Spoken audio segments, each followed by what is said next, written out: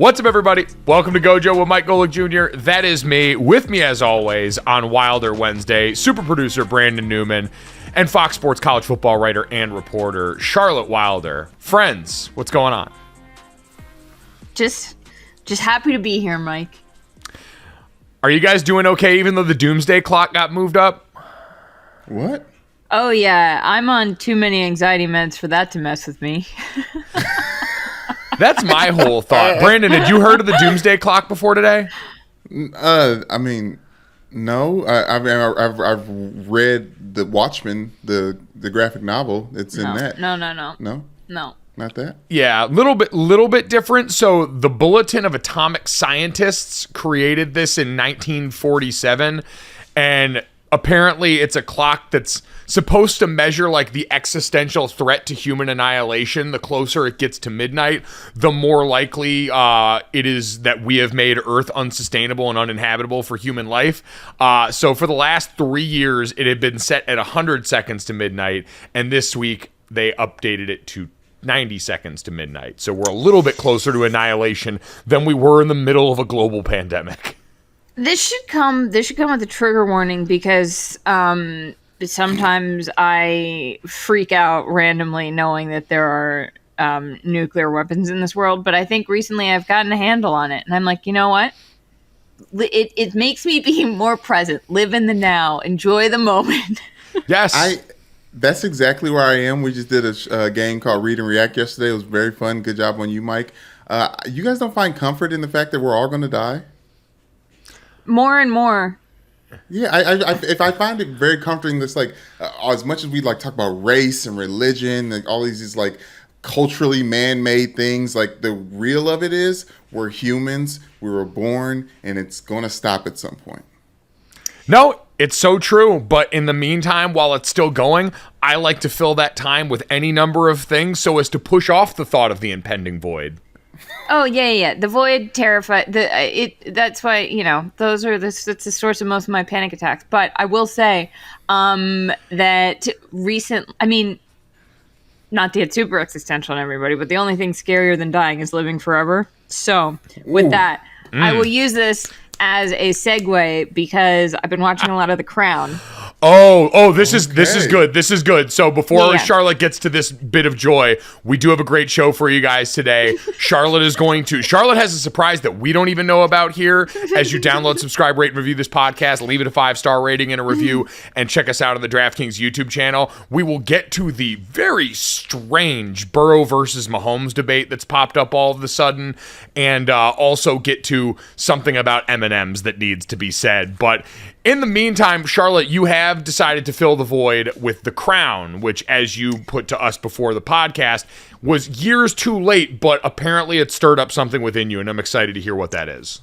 Yeah, well, so I'll keep it brief because there is a lot of good sports stuff to get to, and we don't need to dwell on this. But with all the Harry and Meghan drama, I watch Harry and Meghan on Netflix, and then I've read and watched a bunch of his interviews, and then I went down this sort of Princess Diana rabbit hole. So then I was like, I'm going to start with Crown season 5 when things are really going down with Diana, because I know what happened. It's not like I can't go back and watch it. But then I ended up going back and watch it. Now I'm halfway through the first season, and I also watched Slow Horses, that British spy movie, and now I'm reading British spy novels, and I have no idea what is happening to my brain, but it means that I've gotten and in The Crown, Winston Churchill says, like, what, Brandon, why did you just jump? Sorry. Were you like worried about a historical spoiler? Yeah, do you want me to not go on? You were getting too close to the one thing that I hold on to the British culture that I love is Winston Churchill. Like I read the Churchill Factor and stuff like So I'm obsessed with him a little bit. So I was like, oh shit, she's getting closer to Winston. And then you just name dropped. You gotta watch the first season of The Crown. John Lithgow plays Winston Churchill, and he says, he says at one point to Queen Elizabeth, he's like, I don't envy you. Like, I grew up in a time where we weren't so, close to catastrophe all of the time. And I was like, well, Winston, there was also a lot of real bad shit going on at that point. So I don't know that I agree with you. That's something British white dude could say. But at the same time, that's what made me think of it. And I've gotten very good at doing not just a British accent, but the Queen's English. I actually found a website that teaches you how to do it, and I sound like I've absolutely lost my mind. So wait a minute. So the difference between a British accent and the Queen's English is what? I'm so glad you asked, Michael. Okay, so here's an example of the Queen's English. It would be like, I would like you to come over to the palace and show me your best British accent impression. Wait, hold on. I didn't have a great sentence. Give me a sentence to say. Oh, that was really good, though. I was gonna say I was there. Tell me a sentence to say. I would like you to come over to the palace for meat pie. Hello, Michael. I would rather love it if you would come over to the palace for a very special dinner of meat pie. That's really good. Thank you. And the difference is that she like rolls her R's a little bit, and instead of or it's eh. So like palace is palace instead of palace. It like, oh wow, that difference alone right there, that little comparison, it almost in its own way, because I'd imagine, and at this point, the Queen I usually associate with being an older woman. There's something about that long E sound that actually makes like vocally it sound like an older person's voice than like a harsher A. Totally. Well, also because she was old for a long time, because she lived very long, and she was the only person who spoke like people don't talk like that anymore, really. So, you know. All right, I thought wait it was a minute. like just the being suggestive. I thought that was like the key. It was just like suggesting throughout the request. Wait, instead of like telling someone. I thought that was a part of the Queen's English. Is that not? Yes. No, it's very much like everything is very cagey that they were always saying. Okay.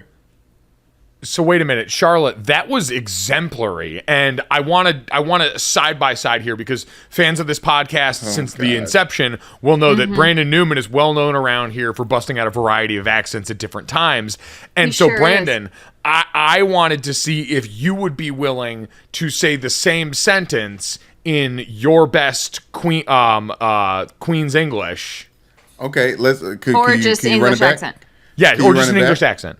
Charlotte, run it back, and or whatever you say, Charlotte. I will. Yeah. You can be it can be ripped from the script. I'm gonna say something. I'm gonna say something about Bill O'Brien in the Queen's English. There we go. Ooh, nice. How does that sound? Perfect. I like it. So this is Charlotte's take on Bill O'Brien, former Alabama offensive coordinator, returning to be the offensive coordinator for the New England Patriots.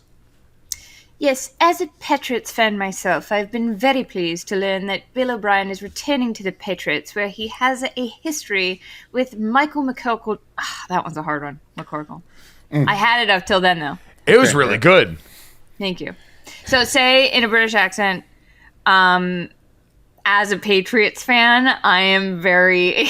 we're just going to give us a soundbite of Brandon saying he's a Patriots fan. Say, as a Patriots fan, I'm very... happy to hear that Bill O'Brien is returning to the Patriots. As a Patriots fan, I'm so happy to hear that Bill O'Brien is coming back home to New England, because he's been missing for so very long, and he's been out there with Nicholas Saban and the rest of those hooligans down there, and it's so good to have him back here in Foxborough. Well, you sound like a scared... I was a scared leprechaun. I killed. Yeah, no, I bodied that Foxborough. Foxborough. You sound like the Lucky Charms leprechaun who just saw a ghost over the shoulder of the person interviewing him. I bodied that. Oh, I sure wish Thomas Patrick Edward Brady would come back for this There's also one. like there's like a lisp involved a little bit. There's every impression I've ever heard Brandon do involves some sort of slight lisp. He gives every single person with a different accent a speech impediment at the same time. It's remarkable. Crazy. That's amazing. I'm so proud of you.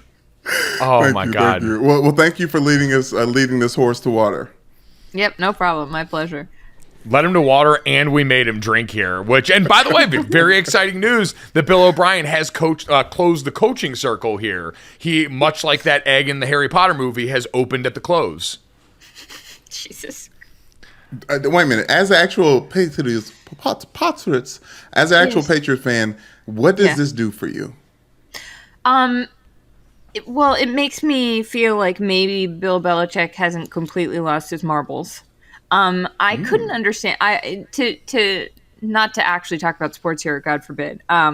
I would like, what the heck was he doing last year? What on God's green earth could he possibly have thought he was doing by not only involving Matt Patricia and Joe Judge again, who both sort of left their teams that they were head coaches of with their tails between their legs, but then not giving them defined roles and entrusting them, who managed to screw up multiple quarterbacks basically, with Mac Jones, the future of the franchise. It made me. I was like, does this guy just not care anymore, or does he think has he gone so far galaxy brain that he's gone back to pea brain?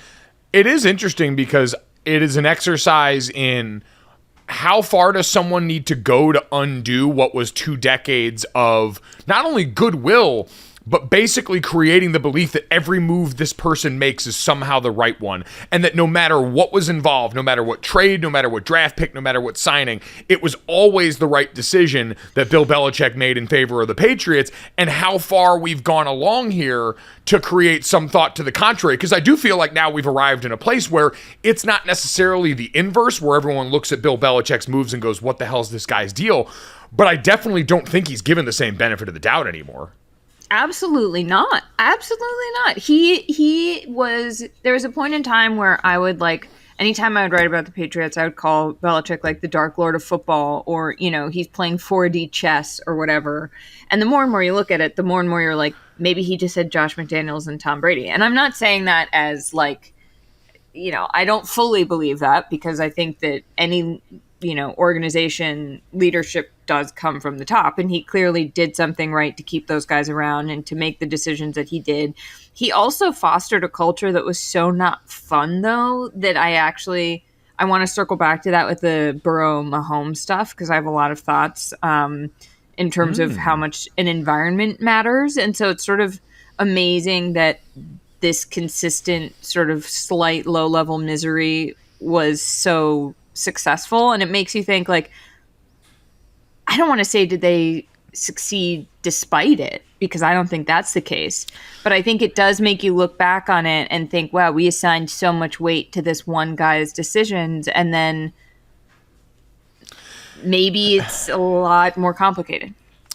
There's definitely something there when it comes to the environment, because essentially Bill Belichick was able to create a West Point in the NFL with a bunch of guys that were getting money, but I guess not too much money to feel entitled. And I guess we heard that he often would MF or make an example out of Tom Brady, kind of put everybody else in their position. So there's something there. And the more you talk, the more I can think, or the more I think of everything that I've thought about Bill Belichick as a head coach. I may have jumped the gun and really should have been having that energy towards Mike Tomlin. And I know we're not having a Mike Tomlin conversation. It's just what he was able to do with a quarterback that was failing on his team, still stay above water. And then for this first year with Kenny Pickett, it's just something in the environment that people talk about. Like, people want to go back and see Mike Tomlin. People cry. Willie Colon comes on this podcast. Like, people get emotional talking about how much they love this man. Versus Bill Belichick, you're kind of talking about him like a middle school principal you used to have.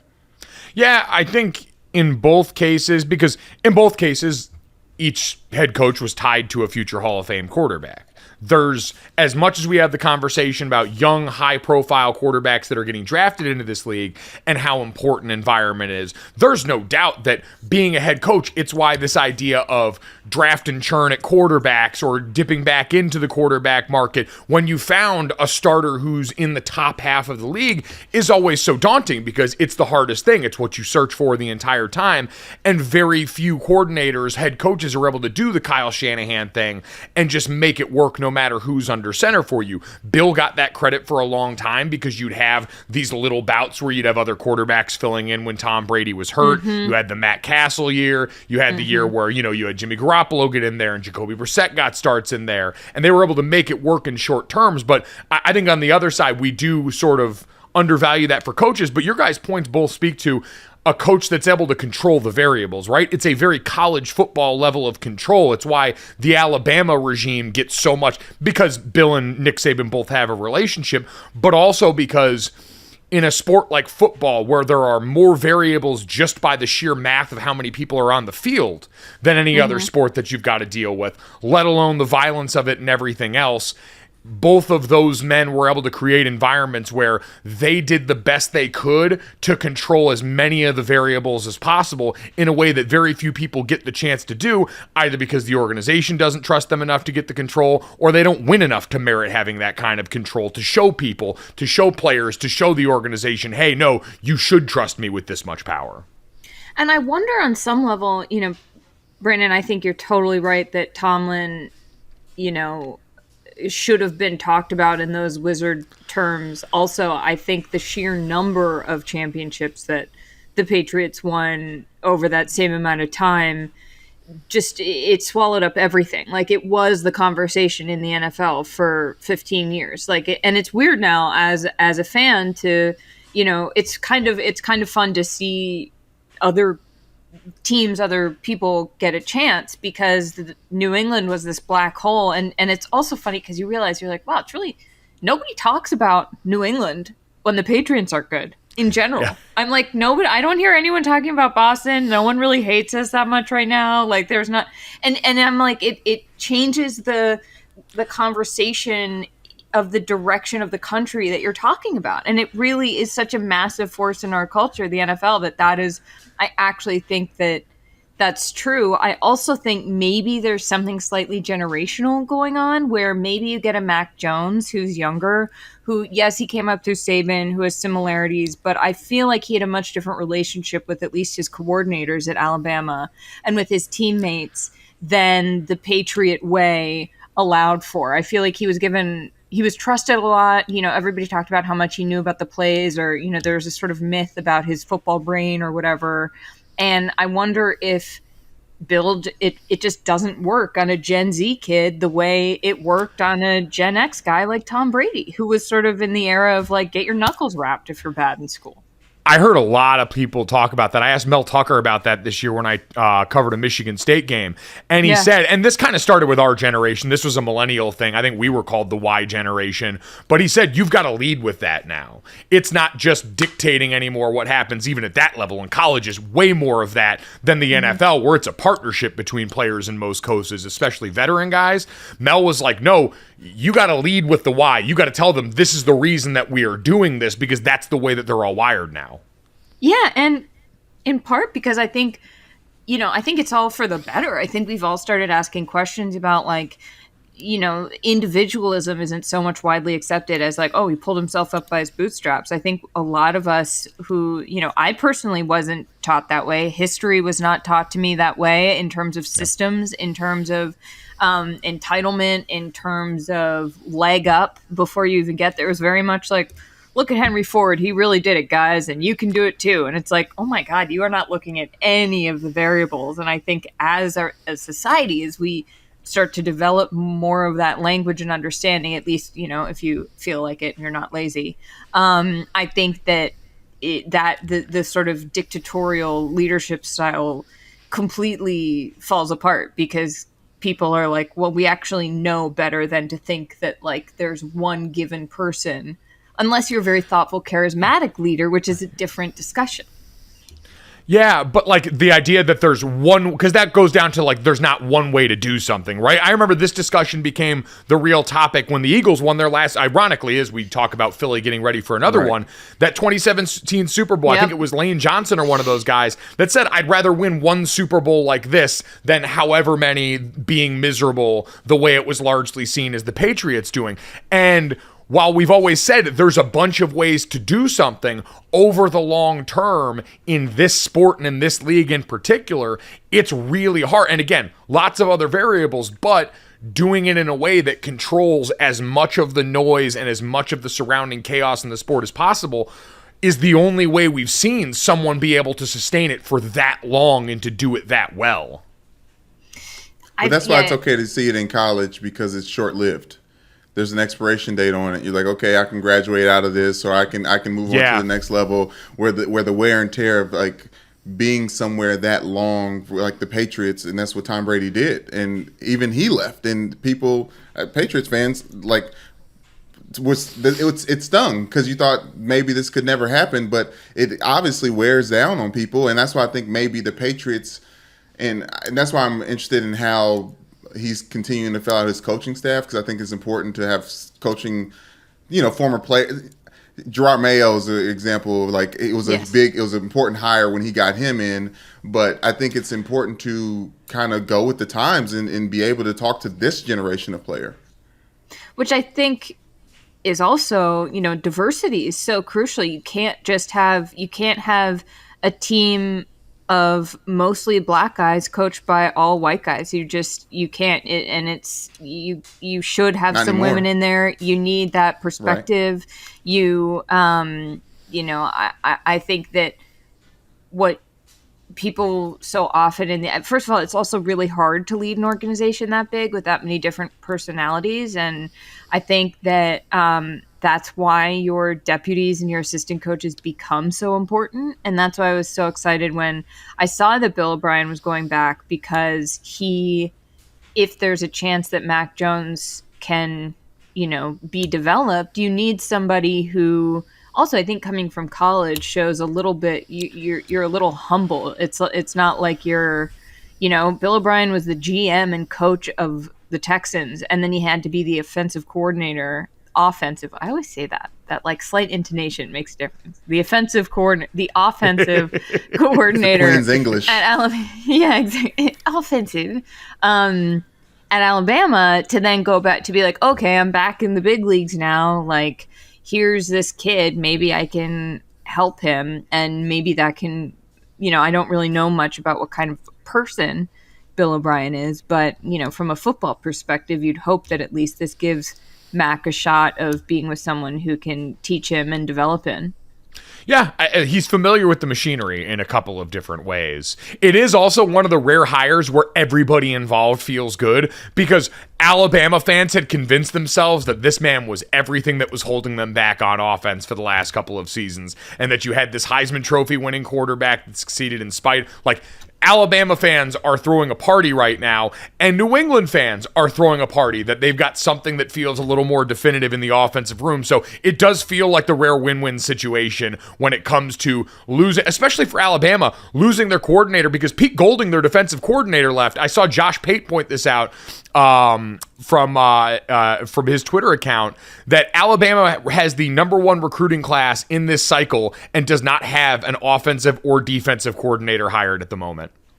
Isn't that the first time, though, since 2017? And didn't they win a national title in 2017?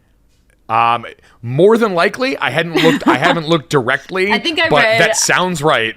I think I read something where it was like the last time they didn't have an offensive and defensive coordinator going into the season was 2017, and they won.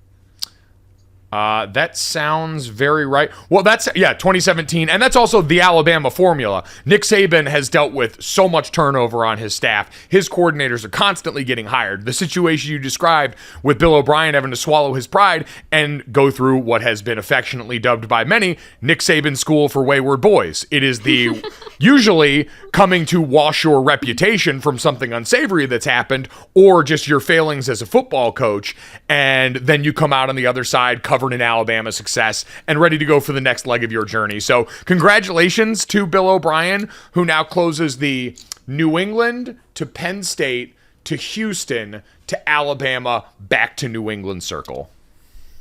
Do you guys think Bill O'Brien, do you think it was his, the Bama defense was his fault? Like, do you think he screwed it up?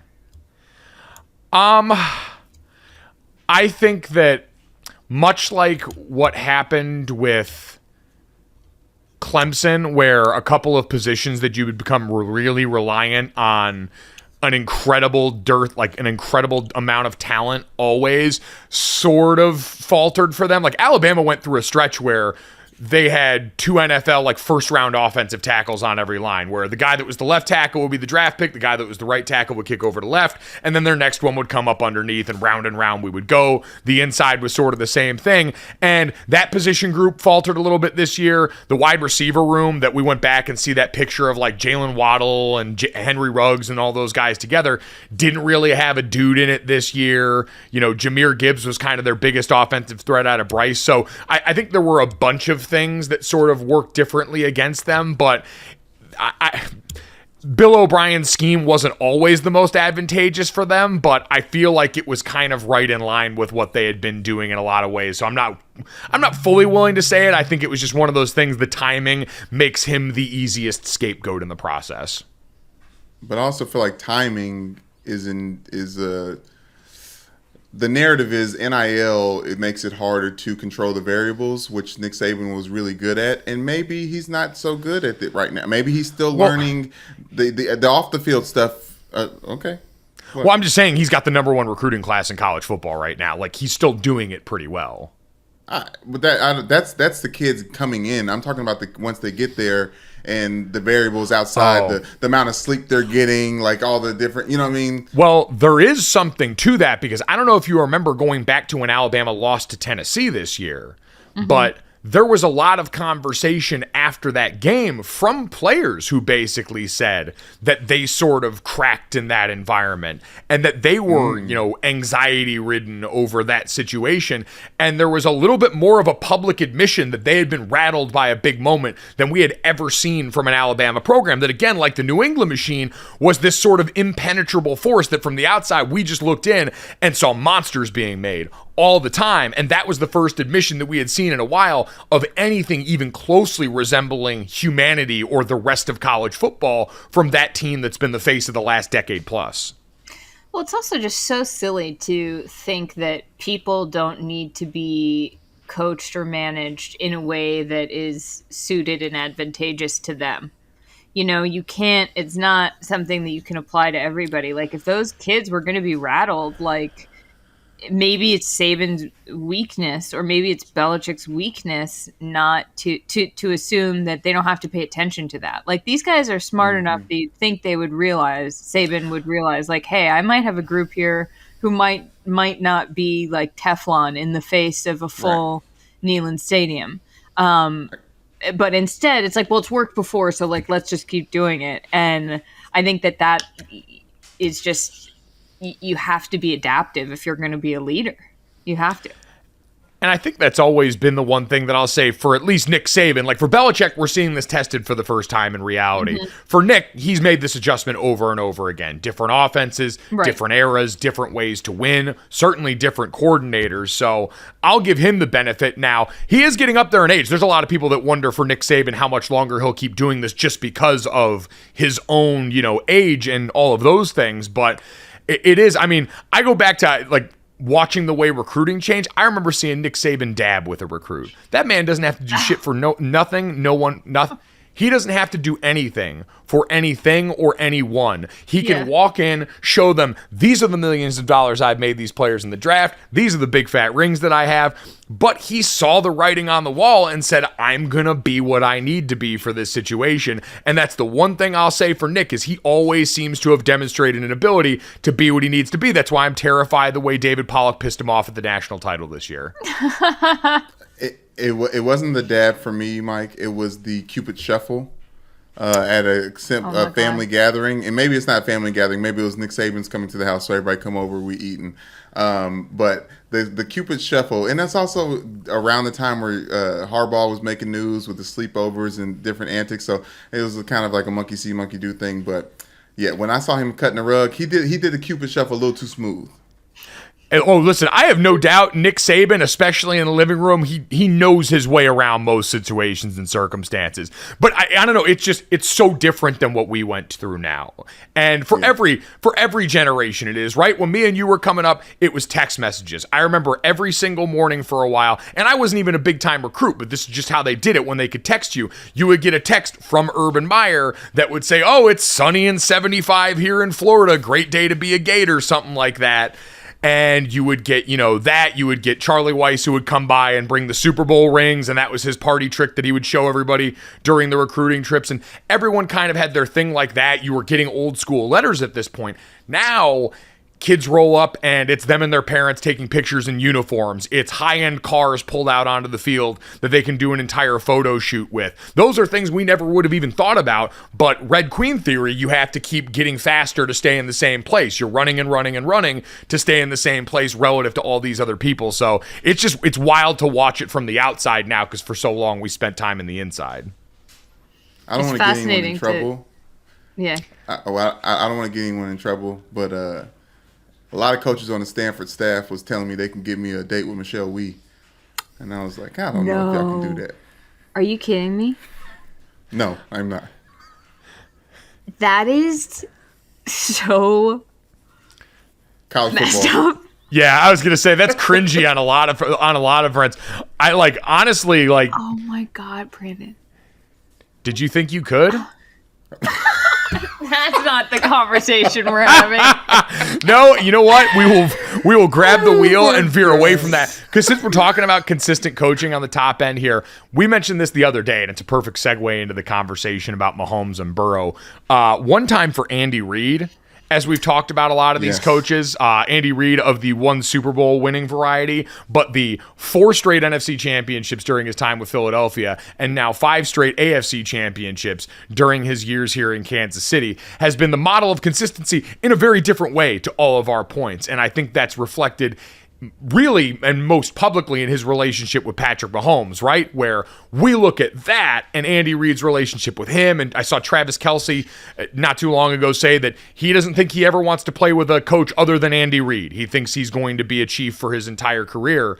And what a very different relationship that seems to be for a coach and a player that look like contractually they're going to be with each other until Andy Reid decides to hang them up.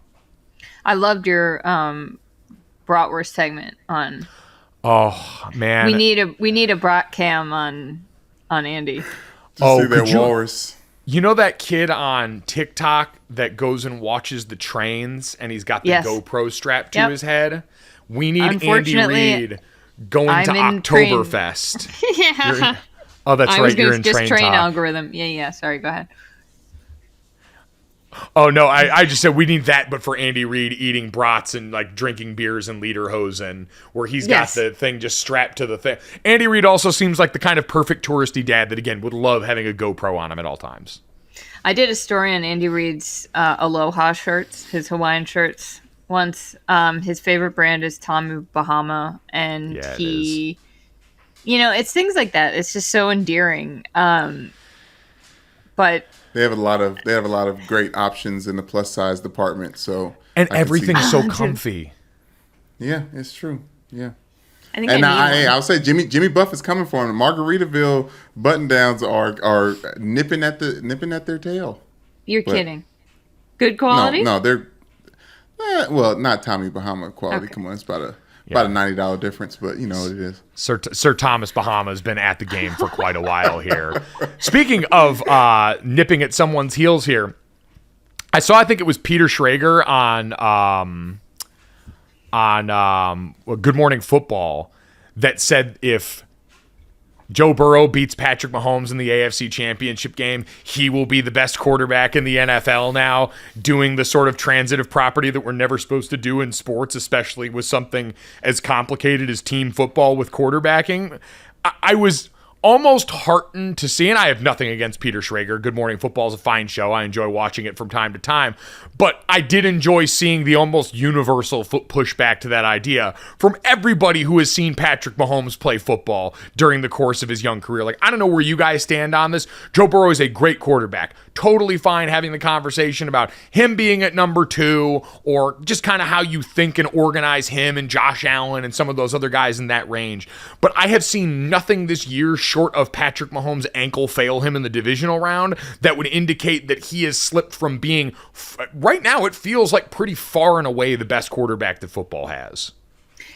I mean, first of all, you can't, I have serious issues with best in general. And I know that's our whole job, so I really shouldn't. Rankings is the name of the game, and GOAT and best and blah and blah. But I think that there are so many different ways to be great. And I think that what Patrick Mahomes does is so many of those at the same time. And I think it's the extra added sort of magic factor where he makes these throws that seem to go backwards before they go forwards, or he makes situations out of situations that don't even exist. He somehow finds a guy in the end zone. And it seems that there's this become this narrative around him. And I don't know whether this is because of, his family, of his brother and his wife who are very active on social media that people didn't like, or this sort of, as soon as he got a lot of money and became sort of unanimously understood as being great, I think people started to push back on that. And I think that Joe Burrow is the perfect foil to that, sort of personality wise, because he's cool. He's beyond cool. He's like, nothing phases him in a way that is almost alarming. And so I think that it's almost like Andy Reid has done for the Chiefs what Joe Burrow has done for the Bengals, even though Zach Taylor's the coach, obviously, which is this steady presence. And Andy does it in this sort of like, I'm a fun dad, or not fun, I'm a goofy dad sort of way, but he puts people at ease. And I've spent some time around the Bengals and last year in their playoff run, having been in that, well, I wasn't allowed to be in there, but I sort of snuck it into the locker room. There's clearly, that's what I think Joe has done for that team. And so I think people I think Joe is an unbelievable quarterback, but I do think that the physicality of it can get very muddled when you combine all the other elements.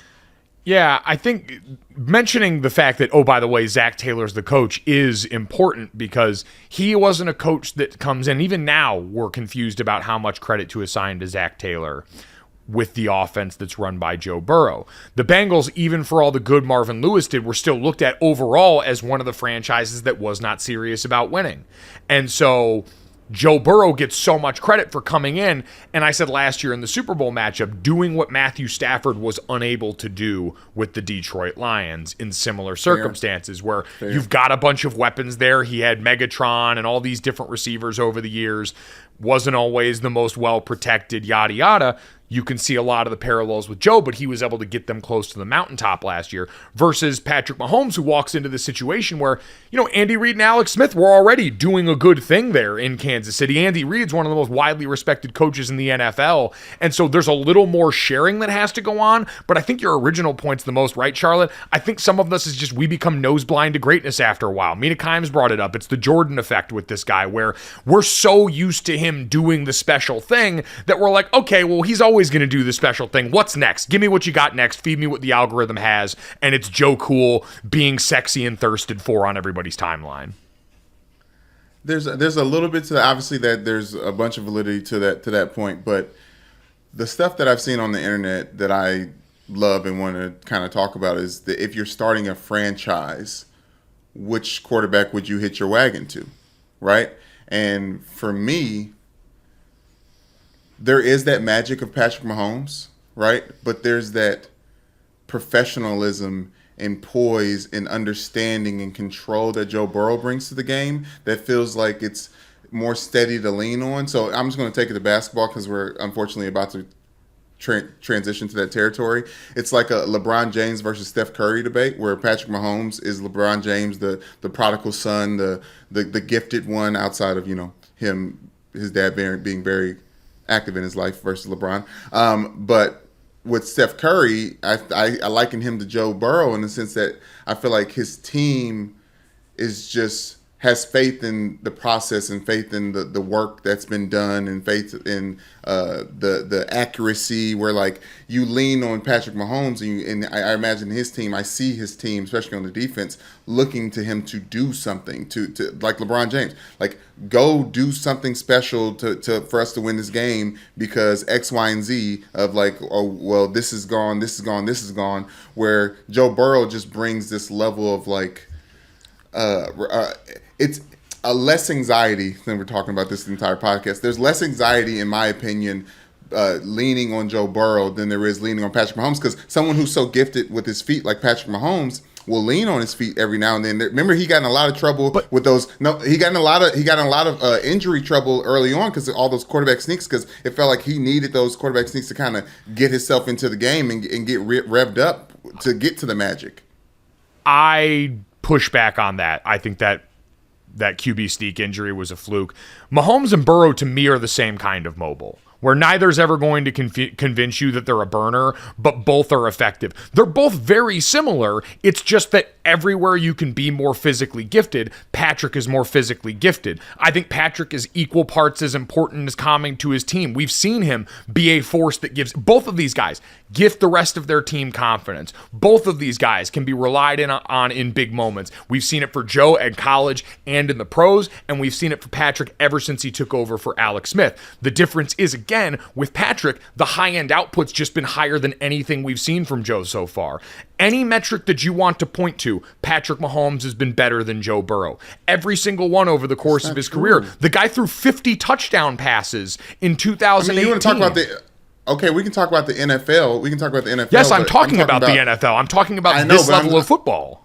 But I'm talking about the level of winner at quarterback, like Joe Burrow in this early age. Like, let's not forget, he just got here, right? Like, I think there is something to that is untapped. That, like he said, he answered the window for the Bengals to win a Super Bowl is his entire career. He's there. So this is the thing, and Charlotte, I didn't mean to cut you off if you were saying something. This is just.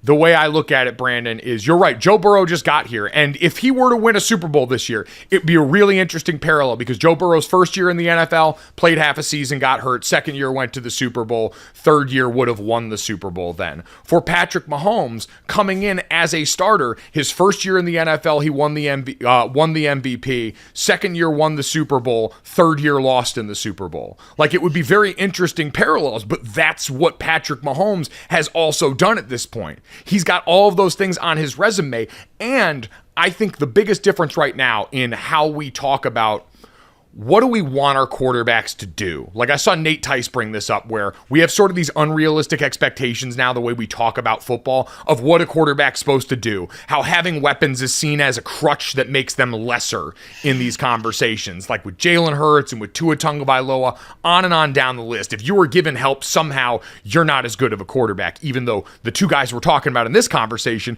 have had really good players around them for a long time. The thing Patrick Mahomes has helped us out on is similar to the LeBron James comparison, where we've watched LeBron do it at different spots now. And everywhere he's gone, he's brought the same level of consistency, and he's raised the floor immediately upon entry. For Patrick Mahomes, we saw him have a ton of success in an offense that had Tyreek Hill and Travis Kelce, a completely different offensive line, a completely different running back room, and a bunch of different voices on defense. And they changed so many of the key ones out. They let Tyreek Hill walk. After they lost that Super Bowl to the Bucs, they had to go and get a completely different offensive line in there, almost to a man, 5 across the board. Defensively, Tyrann Mathieu out of the building, on down the list, and he's going to win the MVP this year. And they're back in the AFC Championship this year. And he's one of the statistically best quarterbacks in the NFL again this year. And they gave him the contract, the thing that's supposed to inhibit all of this stuff from happening. And the Chiefs were still able to do it because he is that level of rare and special. He's the reason the rest of this conversation is going to be fucked up for so many people. And that's why, as great as Joe Burrow is, this is going to have to be one of those things where I'm not just going to say after 2 years and a bunch of success in the head-to-head matchup that all of a sudden all the things that I've seen are invalid and that Patrick Mahomes is somehow not the beginning and the end of the conversation of who is the best quarterback in the NFL. Didn't Patrick Mahomes lose that Super Bowl because one offensive lineman was out? No, 2. Both of his starting tackles were out in that game. Okay, and then Joe Burrow just had 3 out and beat the quote one of the best teams in football, and the Buffalo Bills embarrassed Brandon, them. I'm not saying it's not impressive. I'm not saying it's not impressive. I think that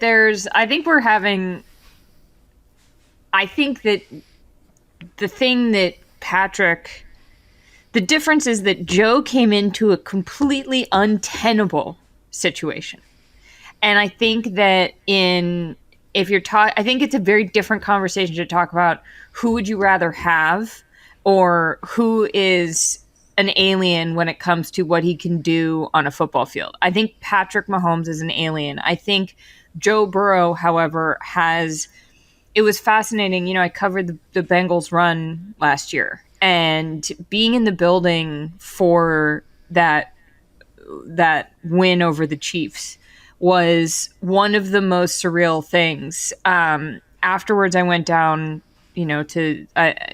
I don't think we were allowed to, but I think I snuck in and I was just sort of hanging around and like nobody stopped me. And there was just cigar smoke pouring out of the visiting locker room. And for anyone listening, if you haven't been to Arrowhead and you probably haven't been to the locker room, the visiting locker room at Arrowhead is like an affront. It's like it's like the rudest thing I've ever seen in the NFL. It's like a high school locker room. And they were just like turning it up in there. And I was in there too when the Titans beat, the Titans lost to the Chiefs. The Titans lost. But it's like a gross room. And they were just like having the best time. And I walked back up through the tunnel and Mahomes was just sitting there on a folding chair with his wife who was holding their kid. And he was like staring out into the void. And his eyes were sort of ringed with red. And it was just so interesting to see him not with his team and with his family in this very vulnerable moment where you could see him as a human, like him as a person, because I don't often think of him as a person because what he does is superhuman. And I think Joe is fought against so much in terms of the hits he had to take that whole first year until he got completely obliterated. And like, I think we're having two different conversations, basically. I think they're the same, and I think both of these guys again are similar, like great in similar ways. Like that's why I hate it being a comparative because it seems like it's trying to slight Joe or make him seem like he's lesser. He's great in so many similar ways. Right. No, that's true. I guess what Joe did was just like so his calmness in every situation, and he made you, I don't know, from his time at LSU where he's like, all right, well, I guess I'll go here if you're not going to start me. Like he has had such unwavering belief in himself in a way that I think we saw Mahomes, at Texas Tech with Texas Tech. It's like a new cereal. With Kingsbury, and who basically is the reason that Cliff Kingsbury had a head coaching job in the NFL. Right. Like that's how great this guy's talent is. Like he would not, like Cliff had no business being there, and I hope he's enjoying Thailand. But like he talked about riding somebody's coattails. And I think for Joe, it was a little bit people saw that less because he had to, he finally was the one who helped out Coach O to win a championship. Like it was flipped a little bit. And I think that narrative has continued, especially when you then go to the Bengals and, Mahomes gets to be in this sort of more safer environment from the beginning because he's with Andy Reid and, then Joe goes in and he is a first year head coach who's just there because he wants shook Sean McVay's hand, which I don't think is true anymore. I think Zach Taylor's done a good job. But the thing that struck me the most about the Bengals' success last year wasn't even Joe's individual talent. It was how much that team loved each other. They talked about each other, like in their press conferences, they were obsessed with each other and they meant it. Joe said, I kept asking them about it because I was like, something feels different here. And I don't know whether that's true or not. And they were like, no, that is true. That Joe said, he was like, I would text any single member of my team to like go hang out with me or be like, hey, we have to go to this thing. Can you tell me what's up with it? And I think that camaraderie, and I don't know whether if that doesn't extend to the Chiefs or if that does, because I haven't spent enough time around them, but it almost makes it more impressive if it hasn't for what Mahomes has done. I mean, like they're both so talented for being such young guys in different ways that I cannot imagine. Joe's 26 and you listen to him talk and you're like, what? Like where did this come from? I don't know. I'm rambling now, but I'm just a little bit in awe of like You're in awe of the thing that we're always in awe of. Yeah. Yeah. True. Well, I just think it's great that we can have this conversation when we originally thought Josh Allen was going to be in this position, right? Like as good as Joe Burrow has been, he's always just, we don't believe the team that he's on. You know what I mean? But since he wills them there, we're like, we got to give the guy respect for what we've seen. I would say that's the thing too, where it's almost impossible to extract quarterback results from team results. Like even all the great things that we say about Mahomes, he even does the winning thing that I don't believe are quarterback stats, but I saw, the Nick Wright tweet going back to December where it's Mahomes had won 25 straight again, 25 straight in November and December, which was since a streak ended in December by the Cincinnati Bengals, but also I believe still has some insane record, something like 17-0, and now I believe I counted up since then 20-0 in division road games since he took over as a starter. He's been an unstoppable force. The Chiefs have been an unstoppable force in that division. He's done all the winning things, and that's the same thing that we love about Joe Burrow is they give us a bunch of high-level play, and for a public in football that sometimes reduces this thing down to just who's the quarterback and how many games have they won, both of these guys hand you that over too. Josh Allen is Charlotte, to use your point, he's the alien to the umpteenth degree. Like, he's even more talented than Patrick is, but he hasn't been able to rein it in yet. Joe's been able to rein it in a lot sooner. Defenses adjusted and did the thing they did to the Chiefs a lot sooner to this Cincinnati offense that's got T and Jamar, and he's been able to adjust. That game against the Bills was not some offensive showcase. It was an exercise in restraint. That is why Joe Burrow and the Bengals won this game, because Joe was able to put a governor on this thing, because their team was able to put a governor on this thing in a way that the Buffalo Bills were not able to, and that's why the game against the Dolphins was even harder than it needed to be, and certainly the loss to the Bengals is going to sting like that, and it's the same thing Pat's done on the other side for Kansas City. They weathered the storm on all of this first. It's also just so fascinating to be talking about these guys because 20 years ago, this is not the conversation anybody's having about quarterbacks. So much has changed about what we expect from them and the magic we expect them to be able to work. And, it used to be that it's a little Nate Tice's thread about what we expect from quarterbacks. And I was thinking about this a lot during the 49ers game because Brock Purdy played really well. Sure, you can say he has the best defense in the country, and sure, you can say that his O-line gives him so much time, but also, he played really well. He threaded the needle. He got the ball where he was supposed to get it, and Dak simply did not.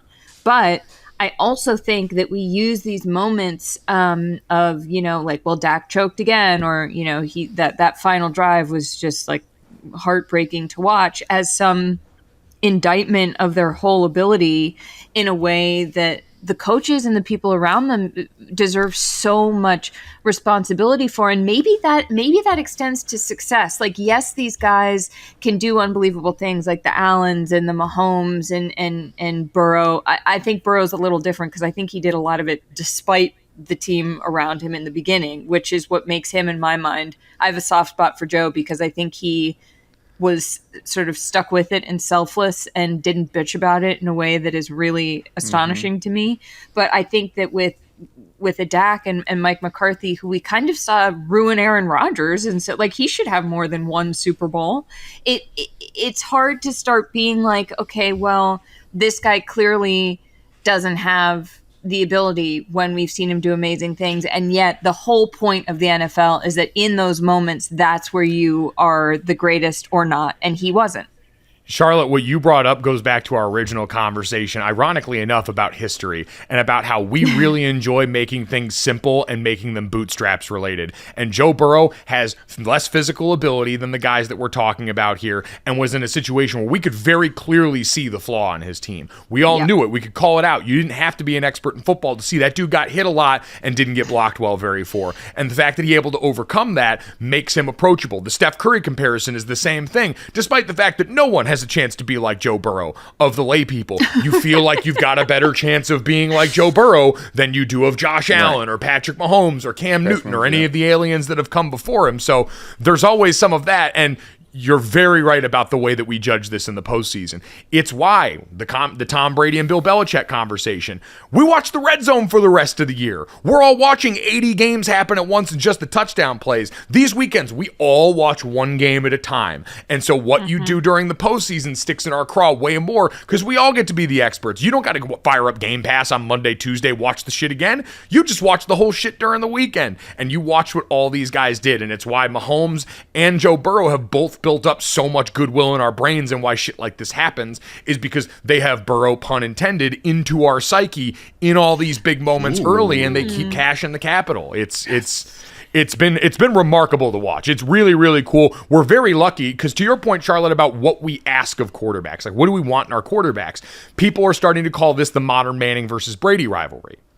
And you look at those guys as the perfect example of what the paradigm used to be, right? What did you want from your quarterback? Isn't it? You will operate from the pocket. You will get us into the right checks. You will make sure that we're in the right play. You are cerebral from the neck up, all these great things. Now, we still want a lot of that stuff, but what we want out of a quarterback, more often than not, and especially as a former O-lineman, you want a guy that's going to be able to get you out of a little bit of trouble.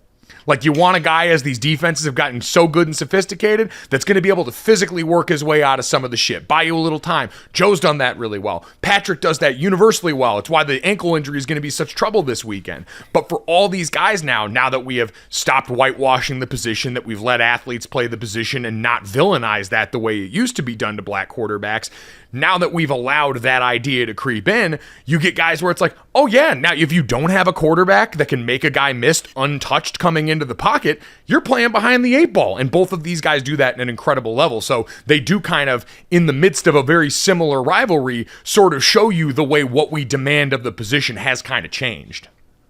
I also think we want party tricks. I think we want party tricks. We are watching highlights. We are on TikTok. We are seeing the insane throws.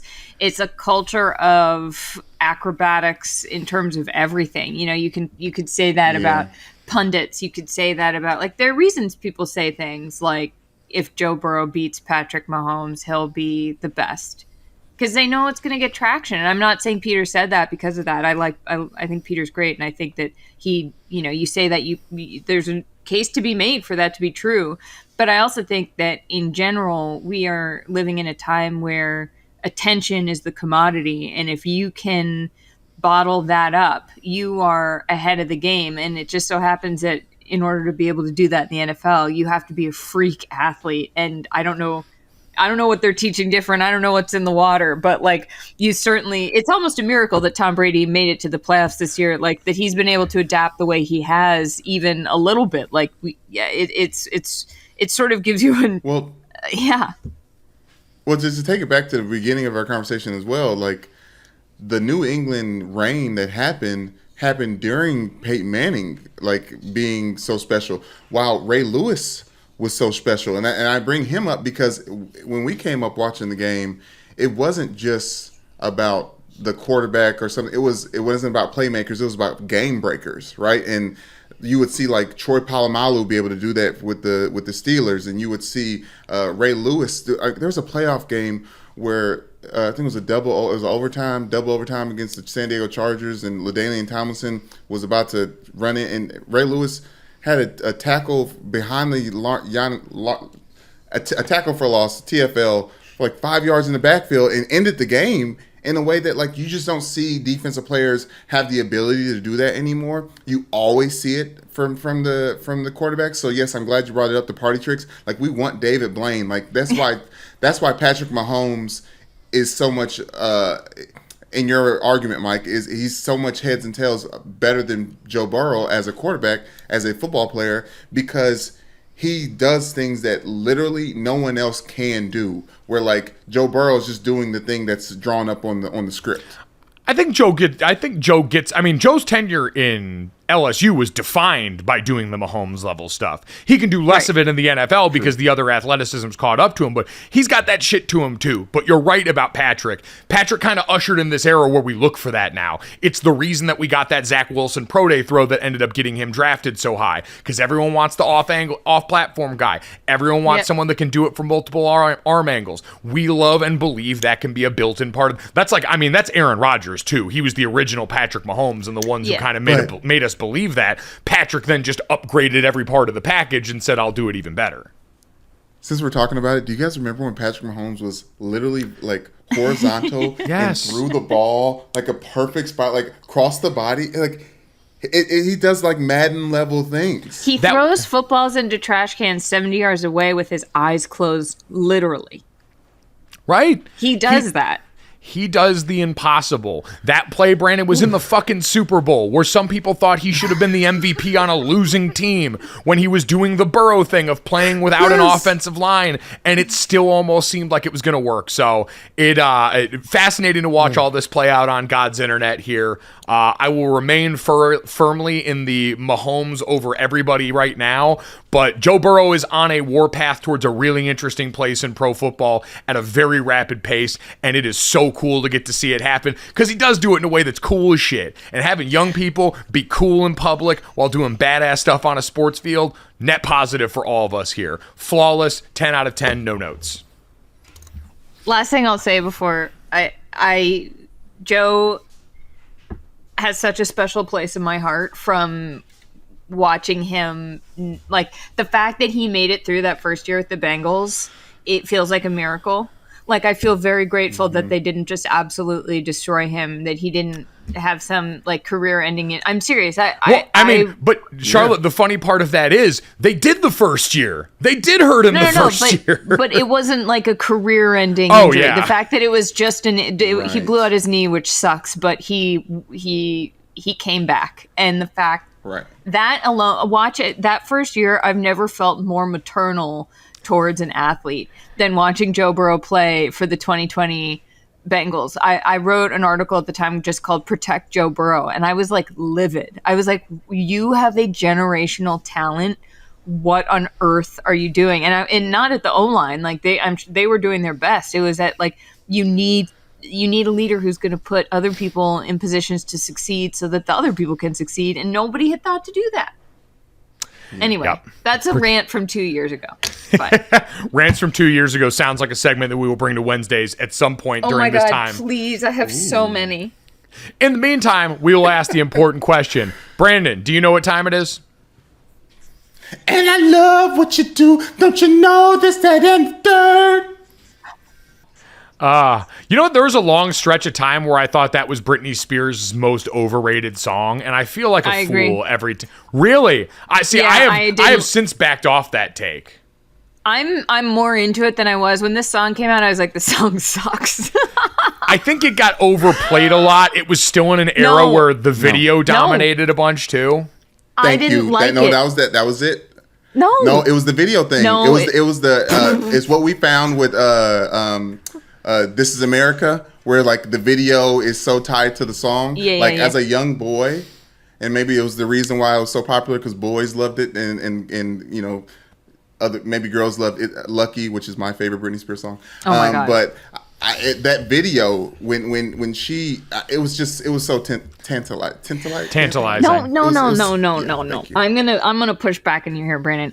First of all, the best song off of that album was My Prerogative, and nobody talked about it. And that is absolute garbage. That should have been the single. Toxic is a little annoying.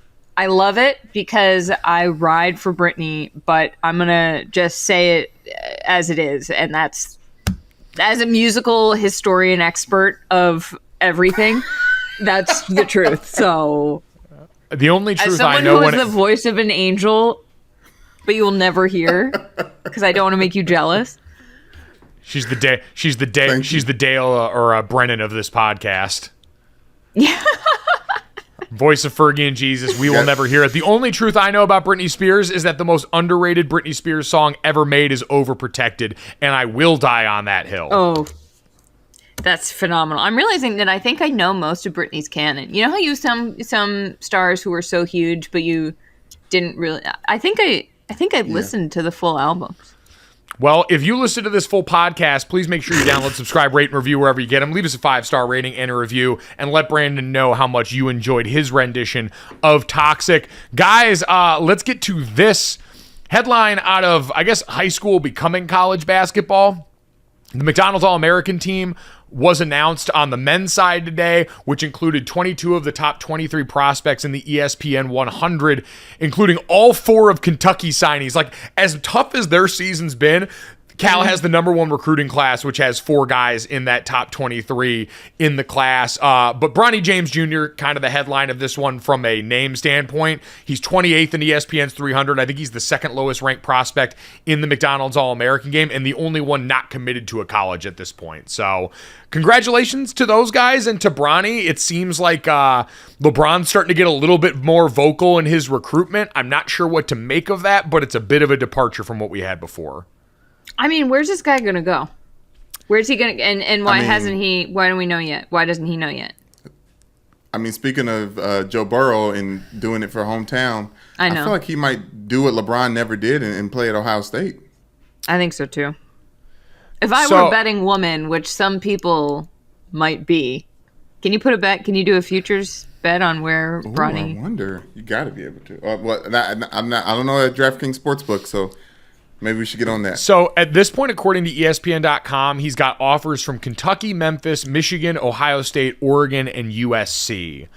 And the Oregon tie is the one that most people have focused on because of Phil Knight, because of the Nike connection with LeBron James and that sort of environment there. But Charlotte, to your point, the Ohio State is that your official review of that potential outcome? Yeah, that's so lame. As if Bronny needs to go to Oregon to, like, have a good relationship with Nike. Like, come on. Also, isn't Ohio State a Nike school? Yeah, Ohio State gets everything. Team? They get all the LeBron shit there. Like, even their football team gets LeBron shit. So their basketball wing has, like, all of LeBron's shoes on one wall. I've seen it. It'll be interesting to see for Bronny if he decides to, because the Oregon option would at the very least be something that's the furthest from what his dad has done so far. Certainly the Nike connections there, but like his dad's associated with Ohio State and Northeast Ohio and all these things that have been there. And I don't know, listen, as someone who did the follow in your dad's footsteps thing, that's a decision that each player kind of has to make and each kid kind of has to make. So I'll be curious to watch it for him. I think I'd like to see him in Memphis with Penny Hardaway. Like, just like do the Derrick Rose thing, like be the team, be the reason why. Now, I think that you give him more reps that way. I died laughing. I forget what it was from, but they showed a clip from LeBron James and Savannah talking about Bronny and what they want for him. And Savannah's like, I just want him to be happy. And like went on about that. And LeBron goes, I want him to go to the NBA. I was like, damn, dude, you got to chill and at least fake it on camera. Shit. Oh my God. Imagine what he's like at Bryce home. is taller than him now. Bryce is going to be so much better than Bronny. I know Bryce got the height, it seems like. It seems like he's already shooting up in a way that Bronny just hasn't at this point. Bronny, who listed at 6'3". So, yeah, that part of it's really interesting. And it's tough. Like, the fact that LeBron James has been this public about wanting to play with Bronny has always seemed like a LeBron-centric thing. And it's starting to turn into a lot of pressure on Bronny to be something that right now as a recruit, by everything I've read, it does not seem like he is, which is a one-and-done prospect. I don't think I'd so go much pressure. to... I might not play. I might quit basketball if I were Bronny. Like that kind of. I might not because I didn't love it or not because I wasn't great at it or not because I didn't. But I might. I think I might reach a point with my father where I'd be like, "You want me to go to the NBA so badly, and this has become about where you're going to play your last year that like I'm just not even going to do it." I'd be like, "This is my life, man."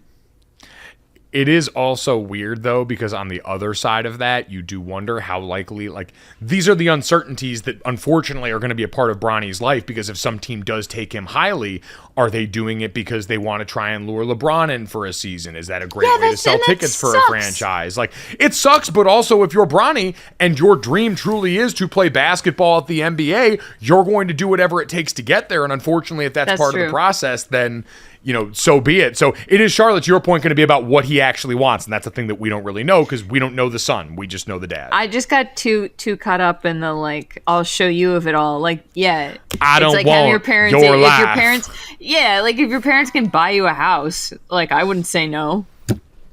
Yeah, like, if your parents can get you into Harvard, that's how people go to Harvard. Like if your dad can get you, highly drafted into an NBA team, like go for it.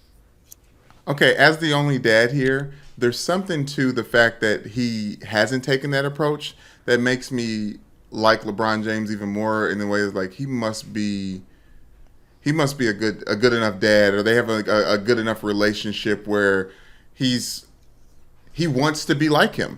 Like, like he aspires, like he's the best basketball ever, obviously, but like he aspires to be like his dad enough to be like, this is not pressure. This is the pressure I want for myself. Like I'm not a big prospect. I guess we'll put the pressure on McDonald's to make sure I get showcased in whatever I can do against the best talent or get embarrassed or however it's going to pan out. But I do think of LeBron James more fondly the way his family's getting pushed further and further into the mainstream media, and he's like, "Yeah, this is what we're built for. We're the James family." I just hope he's doing it of his own accord, not because. Yeah, of course. We'll wait to find that out once we ever hear from the kid. Let's get to that. The Oscar nominees were announced yesterday. Yes. The film Everything Everywhere All at Once led films nominated with 11. All Quiet on the Western Front and Banshees of Inisherin follow with 9 nominations each. But the big news for me, and I don't know, Charlotte or Brandon, what you guys were excited about here, Top Gun Maverick nominated for Best Picture. That was not something that its predecessor, the original film, got nominated for. That film had an Oscar win and I believe 2 other nominations in other categories like visual effects and stuff like that. They nominated this one for Best Freaking Picture, right where it belongs.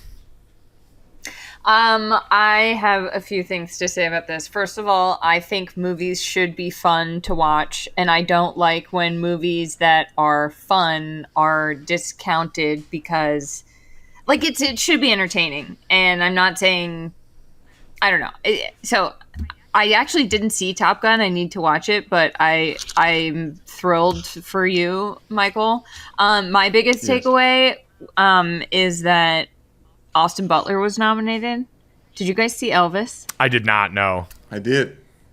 I thought he was unbelievable. I was prepared to watch Elvis. I did not have high hopes heading into it. I was like, okay, Elvis, I heard this movie is like a lot. And I loved, first of all, need to listen to more Elvis in general. Forgot how much I loved Elvis. The man could, I love his music. Secondly, Austin Butler, I got so deep down a rabbit hole. I've been going down a lot of rabbit holes lately. I hope I'm good. Watching like comparison side by side videos on YouTube of Austin Butler and Elvis, and it's like, it might as well be the same. The fact that he was able to rock out as hard as he did as someone else on a movie set, I'm just glad he was nominated. I don't care if he wins or not. I'm just glad I'm glad they respect him enough to put him up there. Charlotte, don't feel bad about that. I spent an hour and a half the other night watching side-by-sides of The Last of Us on HBO, going shot for shot with the video game, and they've nailed it flawlessly. So, okay, good. Well, I think Best Picture is let me get it right. Everything Everywhere All at Once. It was just talking about movies being fun. It was just like a cinematic joyride, and it broke a lot of.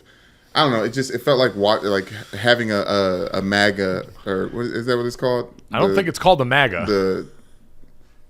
Manga. Definitely a different. manga. It's like those. Okay. Very, very different.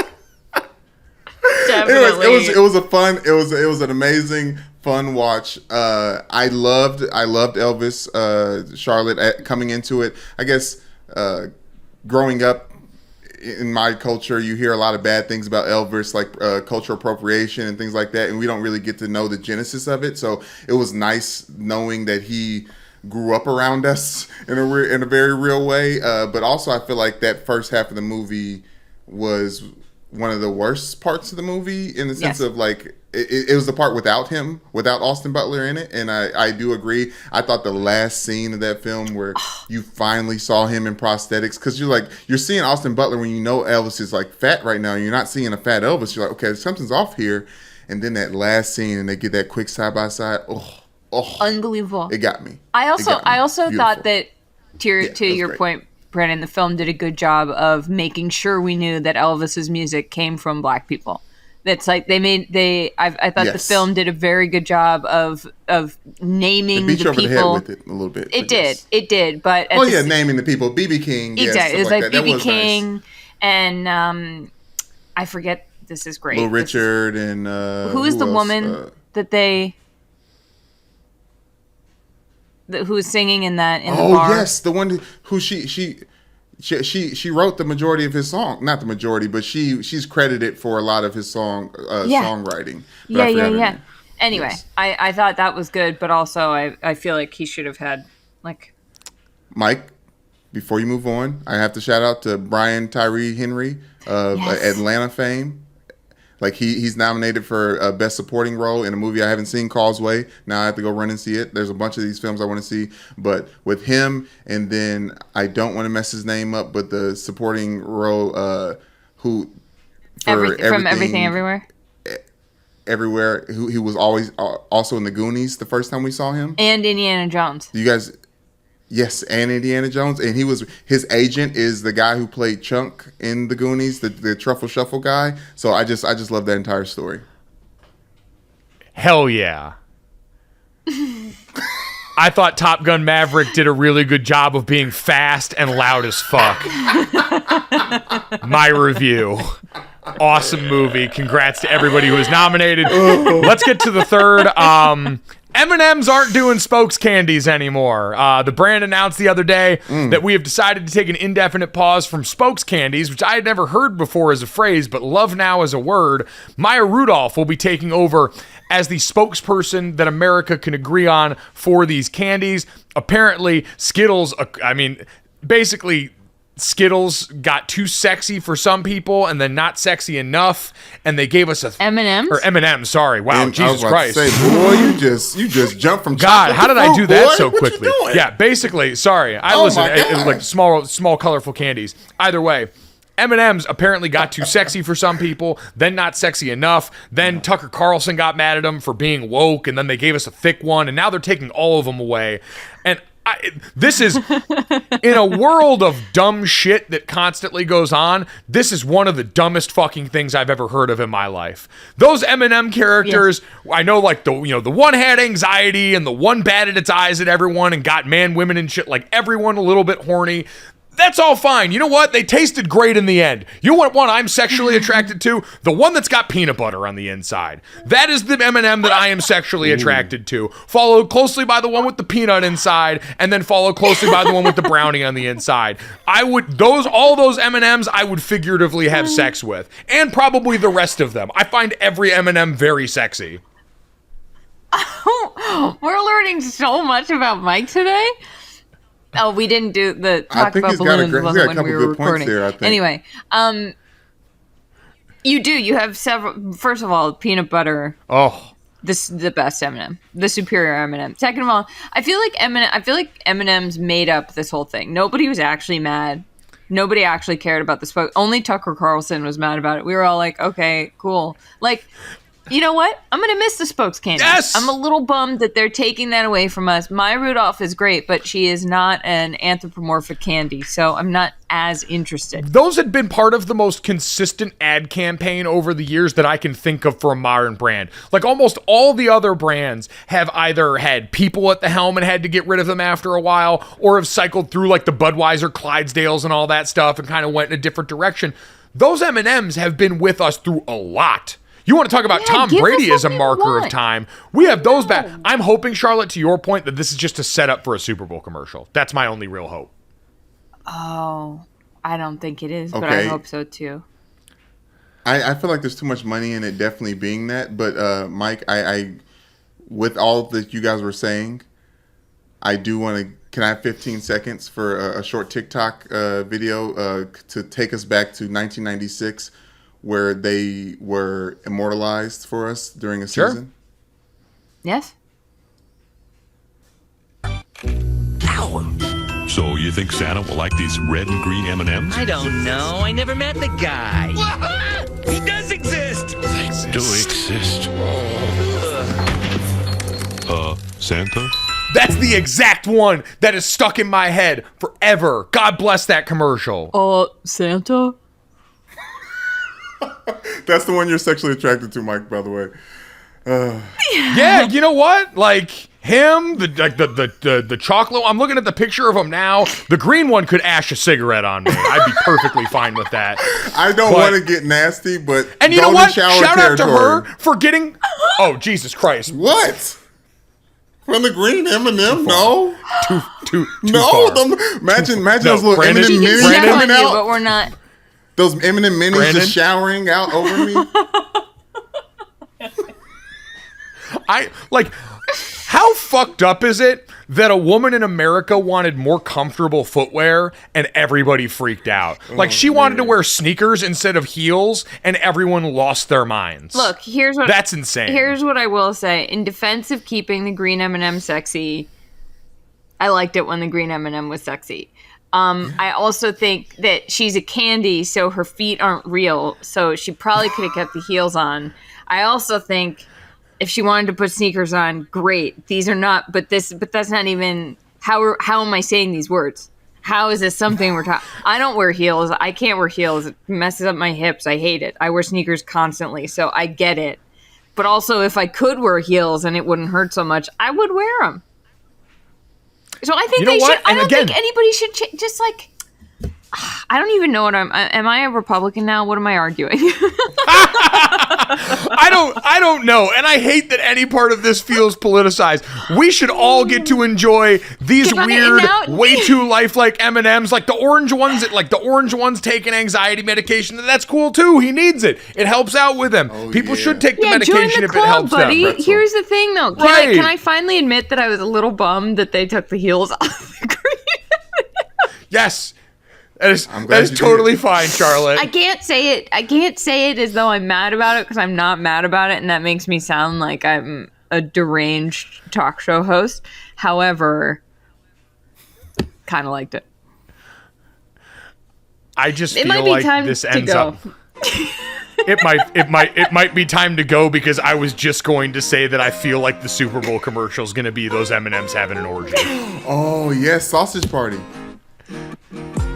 If you enjoyed this podcast, you got issues. Make sure you download, subscribe, rate, review Gojo wherever you get your podcasts. Leave us a 5-star rating. Leave us a review and check us out on the DraftKings YouTube channel. Thanks so much. We'll talk to you tomorrow. Boom. Money in the bank.